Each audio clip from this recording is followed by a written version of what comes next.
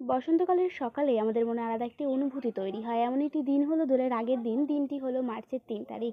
সকাল থেকে ছোট বোন সবকিছু জোগাড় করে রেখে পড়তে চলে যায়। আমি মাঠে গর্ত করে লাঠিগুলোকে পুঁতে দিচ্ছি। আমার মেয়ে যখন ঘরটাকে কলাপাতা দিয়ে সাজাচ্ছে, দেখতে দেখতে রাত হয়ে যায়। বাড়ি এসে বোন দৌড়ে মাঠে গিয়ে ঘরটিতে আগুন লাগিয়ে এমন লাফালাফি শুরু করেছে যে আজই তার সব থেকে আনন্দের দিন।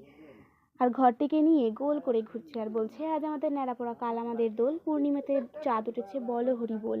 তোমরা কি জানো ন্যাড়াপোড়া কেন হয়? আমি বলছি, পুরাণ মতে অসুর রাজা হিরণ্যকশিপু চেয়েছিলেন সবাই শুধু তাকেই পুজো করুক, কিন্তু তার ছেলে প্রহ্লাদ ছিলেন ভগবান বিষ্ণুর ভক্ত। রাগে হিরণ্যকশিপু তার বোন হেলিকাকে বলেছিলেন প্রহ্লাদকে আগুনে নিয়ে বসতে, কারণ হেলিকা ছিল আগুনে না পোড়ার বর। কিন্তু কি হলো জানো? অন্যায় আর অহংকার পুড়ে গেল, বিশ্বাস আর ভক্তি বেঁচে রইল।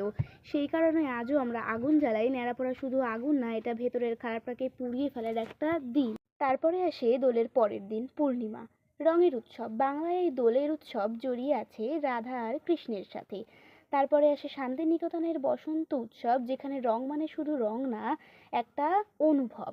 বাঙালিরা এই আবেগপূর্ণ অনুভূতি এভাবেই আমাদের ন্যাড়াপোড়া বা বুড়ির ঘর দেখতে দেখতে নিমেষেই আমাদের চোখের সামনে শেষ হয়ে গেল। আজকের জন্য এতটাই, দেখাচ্ছে পরবর্তী ভিডিওতে।